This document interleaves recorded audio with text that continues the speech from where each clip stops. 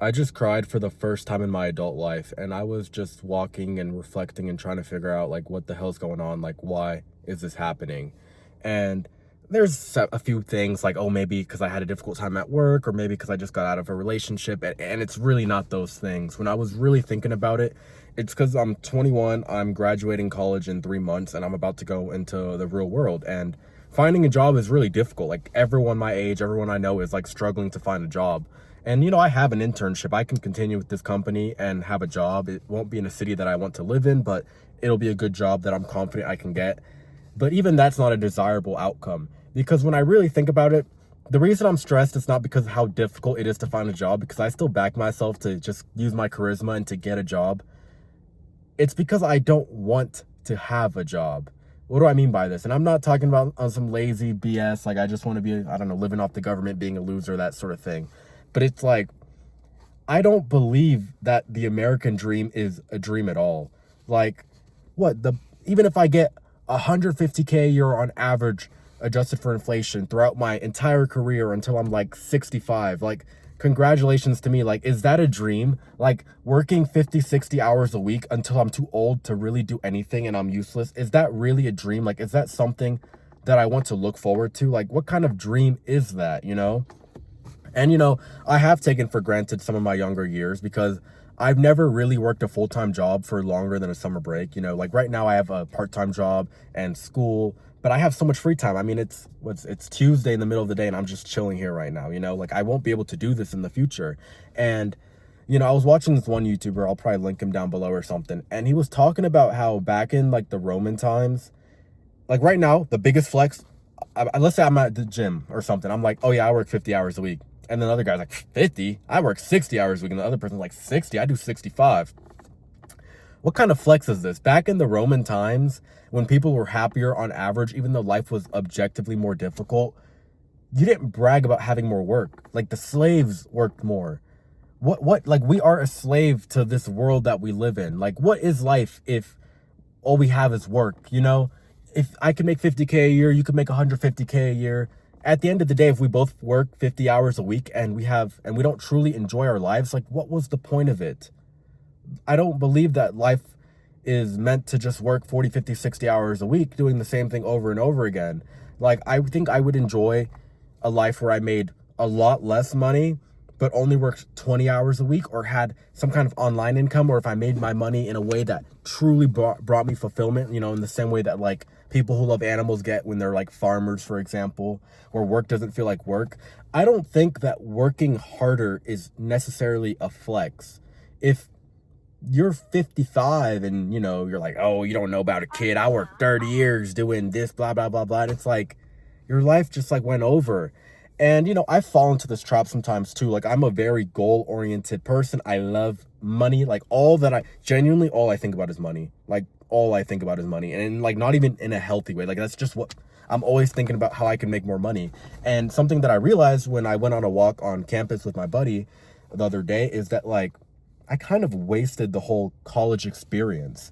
And this kind of translates to just life in general. I feel like a lot of people just waste their life because they're thinking about, oh, when I achieve that promotion, oh, when I achieve this amount of wealth or whatever that thing is, then I'll get to enjoy it. And it never happens. The goalpost keeps moving. But basically, we were walking around campus and I was just seeing people live the like Hollywood college experience. Like, there was friend groups studying, at the library, and there was people hanging out on the couches at some random corner on campus, and there was kids like eating food together, or like playing random games at the park, like I don't know, socializing and doing things like that. And I feel like throughout my college experience, all I can really remember doing is like, I don't know, like showing up to class, going home, watching YouTube videos. That's basically what I did the entire time. I didn't truly make those lifelong memories, and this translates over to even if you go to college, if you don't go to college, what do most people do? Like, you'll talk to like a 45-year-old and they were just at the factory or at the office, just kind of doing the same thing over and over again, thinking about one day when I can buy that 911, or one day when I can retire, this or that. And we're so focused on the goal that we forget about the moment. I feel like humans need to enjoy the moment a lot more. And another way I've fallen into this trap before is I remember being super autistic about like, I'm gonna save all of my money, live off of absolutely nothing. I'm going to invest it in this. And then one day in the future, I'll be able to. And it's like, come on, man. Like, you're not going to be 21 again. You're not going to be 20 years old again. Hell, you're not going to be 35 again. You know how, like, old people, whenever they see a young person who's really motivated, like, oh, I'm going to be an actor, oh, I'm going to be wealthy or something, and they're like, keep dreaming, kid. And they don't even mean it in a negative way, but you can see, like, one day you'll realize, like, they have that kind of, they've lost hope. Like, they see the joy in you, and they kind of get a little happy, but they're like, he'll learn one day. Like, they've lost the hope. They stopped chasing their dream. They don't believe that there's anything bigger to come. Well, I feel like I'm almost at the top of the mountain right now. Like, I've always been, you can ask family members. I was 4 years old. What do you want to be when you grow up? Millionaire. I would say millionaire. And at the time, I thought that being a millionaire was a 9 to 5. And I was like, why doesn't everyone just be a millionaire? That sounds like a great job. You get hella money. But I feel like I'm at, like, if there's a curve where you have hope, and then you come down to reality as, like, life hits and bills and responsibilities and, like, you know, random stuff like, you know, work, the real world. I feel like I'm at the very top where, like, right now I have a lot less hope than I did a year ago. I'm still motivated and I still will be successful. I know that for a fact. But I'm falling closer to, like, these older people who have that mindset where, like, tough luck, kid, you know? So if I'm being truly honest with myself, that's why I cried. I cried because I felt overwhelmed in that way. Because before I would be like, oh yeah, it's the easy path. I'm going to do this. I'm going to do that. I mean, I'll be working a typical 9 to 5, 3.5 months from now. 3.5 months from now, I'll be working the typical 9 to 5. I'll already be locked in on that. And I feel like I wasted a lot of my opportunity from, like, 18 to 21, where I could have truly been working on myself to have my own business, to have the freedom to never have to work that 9 to 5.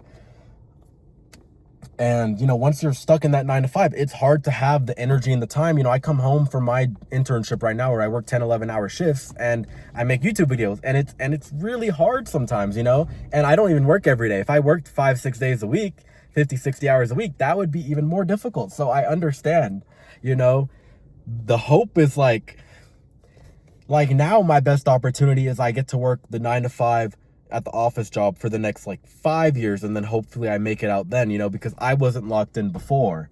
And even that statistically is like a kind of moment, because a lot of people who are smarter than me, who are more motivated than me, don't make it. What I'm trying to say is that we measure wealth the wrong way. If a doctor works 50, 60 hours a week and makes, you know, 30K a month, they're considered rich. They're like, oh, I want to be like him. But why do we measure wealth with, like, things that you have and money? I think wealth should be measured by leisure time. Because let's say there's a doctor making 400K a year and they get, like, 2-3 weeks off a year to work or to vacation. And then let's say I made 50 grand a year as a single dude, but I was making it, like, as a YouTuber, and I was writing off trips to, you know, vlog around the world, and I had unlimited free time where I could do whatever I want. I could be like, it's Tuesday, I just want to come to the park, hit the gym. I just hit legs. I tried going on a walk out there. There's currently a dust storm going on. I don't know if you could tell, but I that's why my hair's kind of messed up. I tried going on a walk, but we measure wealth in the wrong way. We need to enjoy the moment a lot more. We talk about in the future, when I get my Hawaii trip, hopefully in a couple years, like this and that, like, enjoy the moment. I believe that leisure time is the true measure of wealth. If you have all the time in the world to do what you want, who cares how much money you have? You're the one who's truly winning, because that other guy might have triple your money, but he's stuck in the office.